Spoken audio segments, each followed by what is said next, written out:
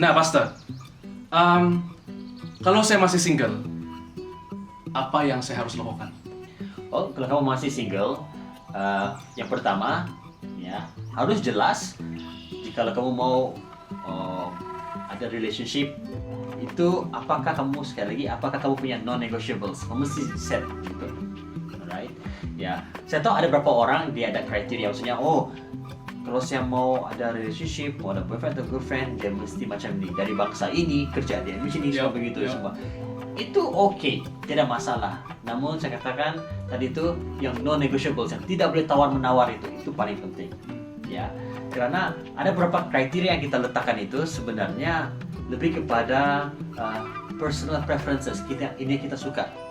Dan belum tentunya itu alkitabiah. Sebagai contoh, kalau seseorang itu katakan, oh saya mau cari boyfriend yang lebih tinggi dari saya, gitu. Bagus, tidak masalah. Tapi adakah itu alkitabiah? Tidak. Jadi itu boleh kena tawar lah. Oke, ya. Bukan juga hal yang macam wajib ada baru saya akan dengan apalagi sama bangsa contohnya. Ya. Jadi sewaktu kamu masih single, ya kamu harus jelas apakah yang wajib ada bagi pasangan kamu itu, apa yang bagus kalau ada. Kalau tidak ada pun tidak apa-apa. Alright? Ya. So, yang berikutnya, waktu kamu single begitu, ya, bersahabatlah dengan ramai orang. Build network. Oke? Melainkan kamu memang sudah tahu jelas daripada Tuhan, panggilan kamu itu sama seperti Rasul Paulus, akan bujang seumur hidup. Nah, ini pun juga saya lihat hari-hari ini ada tren seperti ini. Ada anak muda, working adults, yang tidak mau kawin awal. Bahkan ada yang berkata, oh saya tidak perlu kawin, saya sudah boleh berjaya dalam pekerjaan saya dan lain sebagainya. Nah, bagi saya seperti ini, kalau Anda merasa bahwa memang bukan panggilan kamu untuk berkahwin, memang sangat jelas lah begitu. Pastikan bahwa hidup kamu itu sama seperti Paulus, maksudnya kamu gunakan masa single kamu itu untuk melayani Tuhan. Ada orang tidak mau dalam hubungan karena mereka tidak mau komitmen, mereka mau fokus pada diri mereka sendiri, buat apa yang mereka suka, dan bukannya melayani Tuhan, tapi mereka banyak spending diri mereka sendiri. Makanya saya sudah beritahu dengan anak muda, bila kita single dan kita tahu bahwa kita tidak mau relationship pada waktu itu, ya, biarlah kita menjadi kaya dalam Tuhan, reach towards God, bukannya supaya saya fokus diri saya, supaya saya boleh buat apa yang saya suka begitu. Right? So, jadi bila Anda single, layanilah Tuhan juga. Bila Anda single, build network, make friends gitu. Ya, siapa tahu gitu, mungkin Anda punya hidup sebagai single itu memberikan kamu kesempatan untuk mengimpact lebih ramai orang. Ya, berbanding kalau sudah berkawin ada anak agak terbatas kan, begitu masa dan kapasiti kamu. Jadi gunakan waktu sebaiknya begitu, memperluaskan kemungkinan jangkauan, mengenai orang, dan bertumbuh dalam kerohanian kamu. Ya, lakukan perkara-perkara yang kamu boleh lakukan sebagai seorang yang single, dan be rich towards God, kaya dalam Tuhan. Ya, saya sangat suka poin pastor tadi yang rich on God tuh. Saya ingat satu ayat firman Tuhan, dia bilang, cari dahulu kerajaan Tuhan, maka yang lain akan ditambahkan kepadamu, maka yang lain akan diberikan kepada kamu. So, anak-anak muda di luar sana, cari dahulu kerajaan Tuhan, maka semuanya akan diberikan kepada kamu nanti. Nice. Amen. Oke. Nah, ada macam mana pula dengan anak-anak muda sana yang sedang mengalami breakup? Oke. Saya sendiri ada kawan yang saya baru tahu semalam, yang dia baru saja broke up dengan dia punya boyfriend dia. Nah, apa yang harus mereka lakukan? Seorang yang baik. So, biasanya kalau orang yang sudah putus hubungan, paling penting itu adalah untuk evaluasi, do reflection. Mengapa hubungan itu tidak berhasil? Mesti mau jujur, ya. Dan memang saya percaya Tuhan bekerja dalam segala hal, kita tahu, kan, untuk mendatangkan kebaikan kepada kita. Cuma masalahnya kita manusia kadang-kadang kita menganggap bahwa kalau hal itu baik, memang daripada Tuhan. Kalau hal yang itu buruk macam breakup, ini bukan dari Tuhan ini. No. Tuhan boleh saja bekerja dalam situasi seperti itu. Mungkin memang pasangan itu bukan daripada Tuhan, bukan untuk kita. makanya Tuhan izinkan untuk break up. Nah, poin saya di sini adalah buat evaluasi. Kenapa ini terjadi? Adakah karena sikap saya sendiri atau sikap pasangan saya? Adakah karena kami masuk dalam hubungan ini pramatang, orang bilang. Setelah minat-minat, oh kita jadi couple lah. Padahal minat saja. Kan? Dan ini juga selalu hal yang selalu menjadi punca mengapa hubungan itu tidak kekal lama. Karena setelah beberapa bulan mereka bersama-sama, mungkin 1 tahun, mereka sadar bahwa oh, saya hanya minat dengan dia, saya suka dengan dia, tapi tidak berpikir untuk serius dengan dia sampai berkahwin. Akhirnya hubungan itu macam dijalankan macam serba salah lah, macam oke lah, sampai satu orang buat mistakes, waduh itu, jadi ya, nah buat evaluasi. Dan yang berikutnya, jangan bersendirian. Jangan bersendirian, berada dalam community. Dan makanya kita harus ada community yang benar, yang boleh menyokong kita. Ya, jangan bersendirian. Karena bila kita bersendirian, bayangkan sebelum kita break up, kita punya jadwal itu penuh dengan mungkin bekerja, belajar, dan juga dating. Sekarang ini kosong sudah. Tuh, yang dating tidak ada sudah.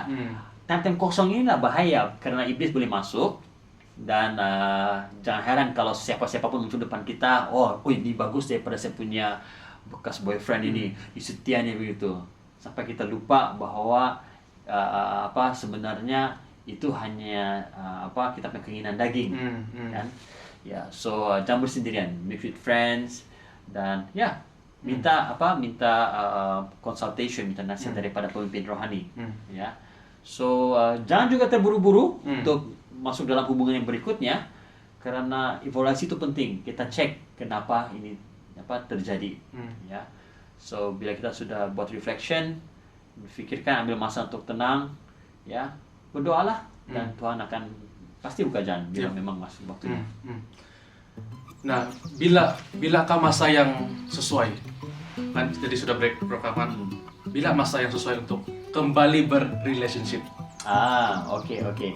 Berbicara mengenai break up tadi kan, kalau kita mau tambah, waktu sudah break up, usahakan memiliki hubungan yang baik. Maksudnya still continue to be friends. Ya, kalau misalnya orang itu sudah break up bilang, oke, kita tidak kawan lagi, tidak mau jumpa kamu lagi, begitu, tidak kawan lagi. Itu jelas menunjukkan bahwa orang itu bila dia mau ada hubungan dengan seseorang itu, dia punya target hanya untuk memuaskan diri dia. Kalau kau bukan untuk saya tidak mau kawan kau, dan harap saya menjadi kawan kamu. Itu kan sangat mementingkan diri sendiri kan. Kalau saya pun, saya mau orang berkawan dengan saya karena dia mau berkawan dengan saya, bukannya karena dia ada mau sesuatu daripada saya. Kalau saya tidak dapat bagi dia itu, tidak mau kawan. Wah, itu sangat selfish. So harus evaluasi itu, oke? Jadi kekalkan persahabatan itu, ya. Mungkin tidak akan berjumpa, tidak akan sampai pulih betul-betul, ya. Tapi jangan sampai putus kawan lah, begitu, ya. Just keep with relationship, persahabatan itu. Menarikkan orang itu adalah pasangan yang tidak kenal Tuhan. Oke, that one is harus putus. Oke. Nah, bila masa yang bila masa yang sesuai, oke, ini sekali lagi sangat subjektif. Ada orang masa bertahun-tahun, dan cepat atau lambat ini ditentukan dengan bagaimana respon kita dengan suara Tuhan, ya. Bagaimana respon kita dengan suara Tuhan. Ada orang bila dia evaluasi dirinya, dia sadar bahwa selama ini dirinya mungkin seorang yang suka mengontrol hubungan, dan dia tahu bahwa Tuhan tegur dia hal ini, tapi dia tidak mau juga begitu, tidak mau macam mengaku bahwa nolah, ini masalah dia, ini pasangan saya, ini bukan saya, begitu. Jadi sama itu, makin dia tidak mau mengaku dan bertobat dalam area itu, contoh makin lama lah masa tuh, masa untuk recover tuh, sampai dia sadar, dia bertobat, ya, dan tunggu waktu Tuhan, pasti Tuhan akan hatinya itu kan siap, dan orang yang tepat itu akan ada. Dan poin saya di sini adalah it's a bit subjective, okay? Ada orang masa beberapa tahun gitu. Tapi yang pasti ya tempo evaluasi itu, reflection itu sangat penting. Dan makanya dalam area ini perlu ada pemimpin rohani untuk memperhatikan. Penasihat mungkin sejak kamu break up, saya tengok sudah 1 tahun, saya rasa kamu sudah ready. Mereka boleh bagi kamu encouragement. Dan pernah juga saya bagi nasihat kepada anak muda kami, dan satu orang saya katakan belum ready lagi.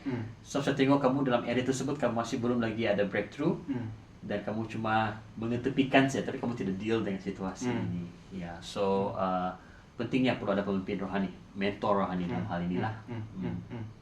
Ya. So kepada anak-anak muda di luar sana, ingat ini, the best is yet to come. Oke? Jangan terlalu lama bersedih kayak gitu. Itu tidak. Itu tidak. Oh, sorry. Itu sedang ini. Oke, so kita sudah berada di hujung rancangan untuk episode kali ini. Sebelum kita habis, mungkin Pastor ada mau cakap sedikit tentang secara kesimpulan atau rumusan perbincangan kita hari ini. Oke, terima kasih sekali lagi Max untuk kamu pernah menjemput saya. Nah, bila berbicara mengenai relationship, kita harus tahu bahwa Tuhan menciptakan itu relationship itu with a purpose, ada tujuan, ya, yang pastinya akan berakhir kepada perkawinan. Amen. Ya, karena perkawinan itu sendiri pun suami istri itu menggambarkan hubungan Tuhan dengan gerejanya. Masih remember that itu bukan hanya suka sama suka, minat-minat gitu, tapi harus kita tahu bahwa hubungan itu diciptakan untuk apa. Dan kita harus sadar dan bertumbuh matang dalam area tersebut. Ya, sekiranya kita tidak mau belajar dan tidak bertumbuh matang dalam area tersebut, tidak heran jika kita balik-balik masuk dalam hubungan yang salah. Patah hati, breakup, bertukar pasangan begitu, hingga akhirnya definisi hubungan itu sudah mulai orang bilang menyimpang jauh daripada definisi asal daripada Tuhan. Okay? Nah, so have a clear definition, tahu betul kenapa Tuhan mewujudkan itu relationship itu. Ya, yang kedua adalah setiap kita punya situasi yang berbeza, baik relationship, situasi berbeza, cabaran berbeza, baiknya berbeza. Namun nasihat saya adalah dapatkan seorang pemimpin rohani atau mentor rohani dalam hal hubungan. Tidak boleh berjalan sendiri. So, the moment kamu buat keputusan untuk ada hubungan yang serius dengan seseorang, ya, even before that, sebelum itu, kamu harus ada seorang pemimpin rohani yang baik kamu nasihat. Kalau tidak ada nasihat itu, makanya jangan heran jika hubungan Anda itu banyak konflik yang kamu sendiri tidak dapat handle, kamu sendiri akan mulai menyakiti satu dengan yang lain, ya. So dapatkan seorang pemimpin rohani, mentor rohani untuk membimbing kamu, khususnya dalam hal-hal kerohanian, ya. So and last but not least, ya, harus ingat bahwa kita sendiri akan tetap masuk surga kalau kita tidak boyfriend dan girlfriend. Masuk surga juga. That's the good news. That's the good news. Jangan menganggap bahwa wah semua kawan-kawan saya post di sosial media ada boyfriend girlfriend, saya sendirian. Tuhan mengasihi kita bukan karena kita ada boyfriend atau girlfriend. Tuhan mati di kayu salib untuk kita bukan karena kita ada boyfriend dan girlfriend. Ya, so anggaplah bahwa belum lagi waktunya. Ya, so tetap setia melayani Tuhan, setia menunggu ya waktu Tuhan. Wow. Amazing. Terima kasih sekali lagi Pastor Wegna untuk hari ini. So that's all from us today. Sekali lagi terima kasih kepada kawan-kawan semua sudah tune in untuk bersama-sama dengan kami pada hari ini. Semoga episode kali ini memberkati dan menginspirasi kawan-kawan semua di luar sana. That's all from me. As I always said, be committed, be consistent, and be excellent in everything that you do. And remember, never ever give up. It's me again. Bersama dengan saya ada Pastor Wegna. Jumpa Anda di episode akan datang. Kenapa, Bah? Peace!